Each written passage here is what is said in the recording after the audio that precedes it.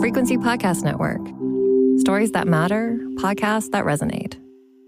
2024 was an interesting year for Toronto's new mayor, to say the least. Amid an affordability crisis, Olivia Chow tabling her first budget as mayor, which included a record-high property tax hike.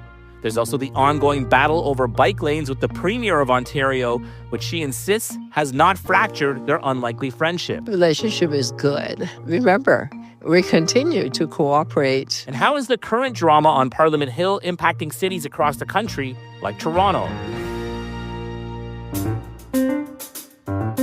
I'm Momin Qureshi. Today on The Big Story, I sit down for a one-on-one conversation with the mayor of Canada's largest city to take a look back at the year that was and what to expect in the year to come. So Mayor Chow, we had this conversation a year ago, and at that time, you were only on the job for a few months. You still hadn't gone through your first budget process. You had accomplished a few big things. The new deal with the province had already been struck, but the city had a lot of issues looking forward when we're talking about homelessness, the issue with refugees and shelter spaces.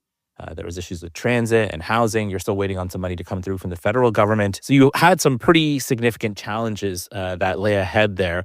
So I'm just, before we get to kind of the nitty-gritty of what happened in 2024, I'm wondering what your perspective is from when we had this conversation last year to now. How do you think it's gone, and how do you think kind of what you were up against there has changed in the last 12 months? Mm-hmm. Well, in the last 12 months, I had the honor to really connect with a lot of Torontonians. Time's a bit tough out there. Life is not always affordable, which is why I'm building housing as fast as I can, and also making sure some of them are really affordable. And that has given me a lot of joy. Watching a woman moving into her new apartment over at Riverdale Co-op, talking to her and how happy she is that she's now finally have a new home is just a total delight. And I get it. Times are not as easy as it could be. When you look back at the last 12 months, is there anything that you kind of wish you could do over, or that do you have any regrets, or you would do any differently? No regrets. I love my job, and what excites me most, and I still remember it, is going into a school in Marcano, watching the kids making food, growing the food, serving the food, and we are going to be able to feed more kids this coming year. Being able to experience how Torontonians come together to help each other, no matter how old or young, it really gives you a sense that people care about their city. Those taste of everything everywhere in the summer was fabulous, because you see people having so much time, feeling they belong, feeling safe, feeling good about where they live in their neighborhood, their communities. One of the big things that you did this year kind of happened right off the top, which was the budget, which came with a record high property tax hike. We know that now more than ever, we're living in a time where it's affordability is a big problem, not only in the city, across the country. Everything seemingly is more expensive. But you made that, what I assume is very difficult decision to raise the property taxes at a high level after 8 years of it not budging above the rate of inflation. When you look back on that decision, do you still kind of believe it's the right one? And why did you feel it was necessary to make that move, given how expensive things are right now in the city of Toronto?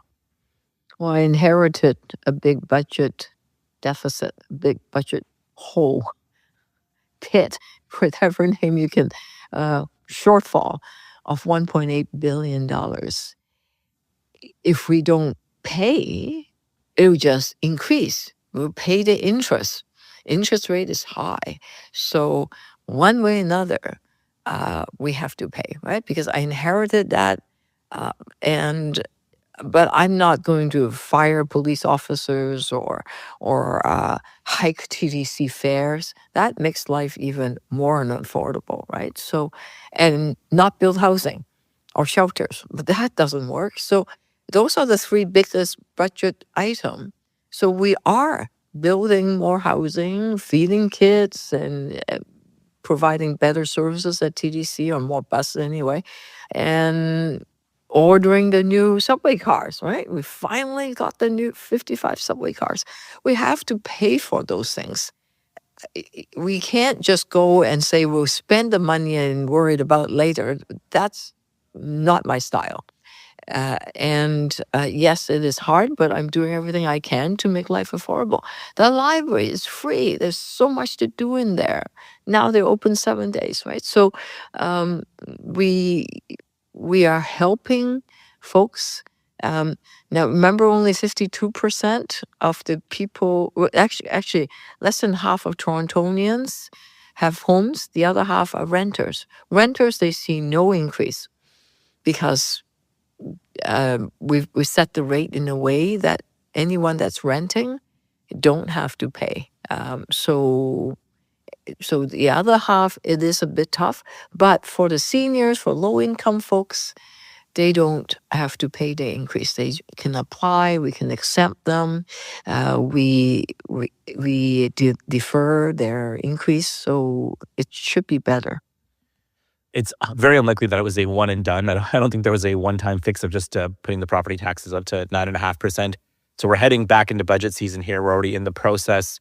What's up for 2025? Do you anticipate another significant property tax jump here to try to help fill some of the gaps? Because as much as raising it last year helped in getting some of the funding from the feds in the province, still a lot of things that need to be fixed and addressed here in the city. So where are we going to be at with property taxes early in the new year? Oh, yes, true. Some of the roofs is still leaking. The subways is having track problems, signal problems. We need to continue to upgrade and fix our old infrastructure. That just has to be done, or else our city won't move. And we need to continue to build housing. The TDC, for example, needs funding. Police just got funding because we need to continue to hire officers. We finally have a plan. We need officers to keep out on the street doing foot patrol, doing community neighborhood stuff, to do crime prevention. All of that is important. Now we have a plan, stable funding. But that increase itself is 1%. And then the salary increase for the police, for the inside workers, it's a lot of folks that works for the city are saying, hey, we too need to be able to afford to live in the city. So they are bargaining right now, and we put aside funds to support the bargaining, what the outcome might be. So all of it's going to add up. We're still trying to find some savings. We'll have a final presentation at the Staffwood in January 13th. But should people who live in the city who are taxpayers expect a reasonable property tax hike here this year? We'll see what it would be, but we understand how life is not necessarily always affordable, which is why we're looking at ways. In the past, we say that those that have houses that are $10 million when they sell it and when they buy a new one, that we would ask them to pay a bit more. Those that are leaving their homes or their apartments empty because they're speculators in the middle of a housing crisis, we're going to ask them to pay more. So we're taking those money to try to keep, to balance the budget in many ways, so that only if we exhaust all of that kind of income revenue would we say, yeah, we have to find some ways to pay for it. This is not an issue that's unique to Toronto. Affordability and unaffordability really seems to be a problem coast to coast to coast. I know food and nutrition programs are big with you. We've seen reports from the Daily Bread Food Bank and other food banks that their user base or the need for them has gone up by hundreds of percents. I think the percentage for the Daily Bread Food Bank is something like they have 400 to 500% pre-pandemic to now.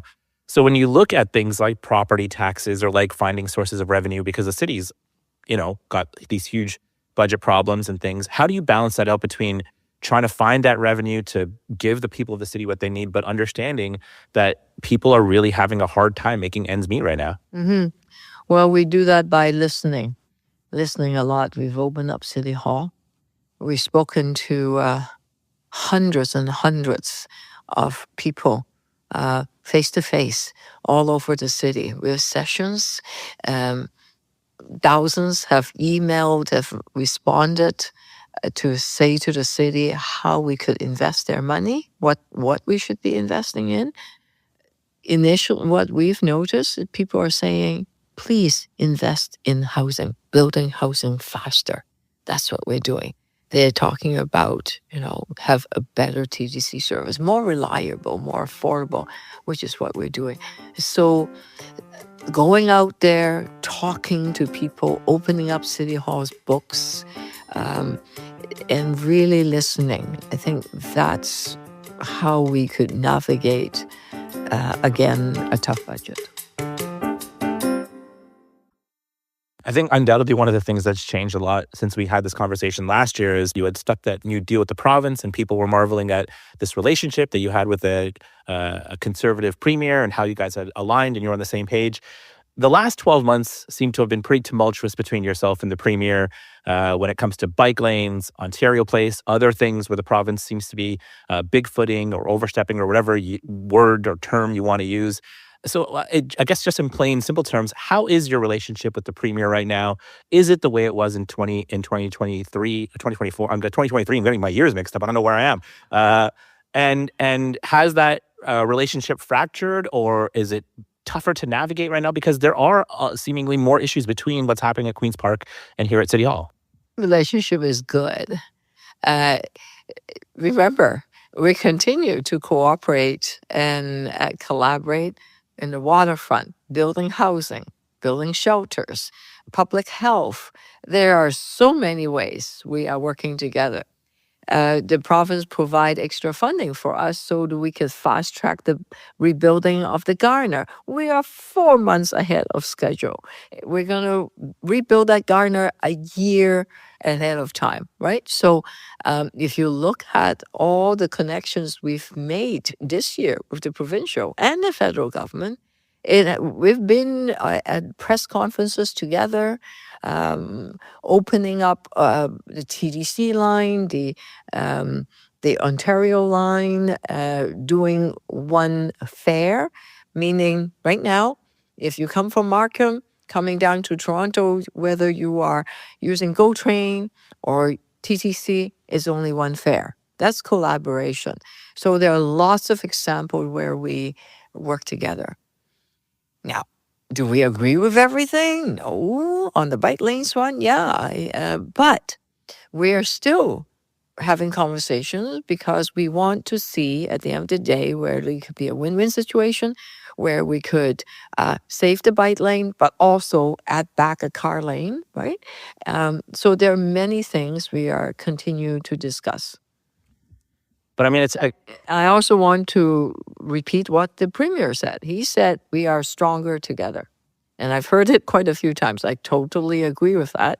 And that's why we continue to connect and work together.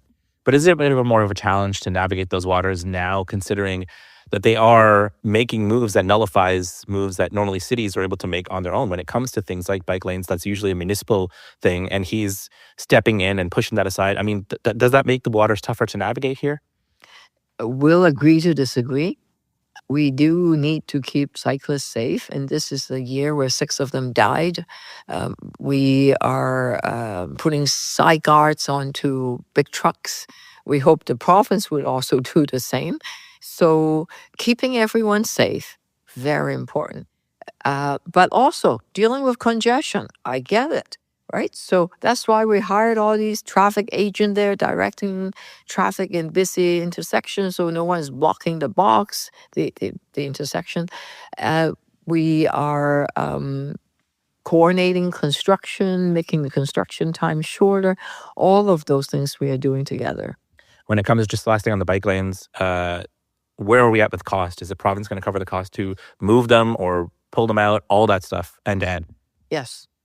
Have they said that, or this is just you saying that's what you want? That's what I want, and I expect that would be the case. Another thing that happened this year was the battle with the police earlier this year.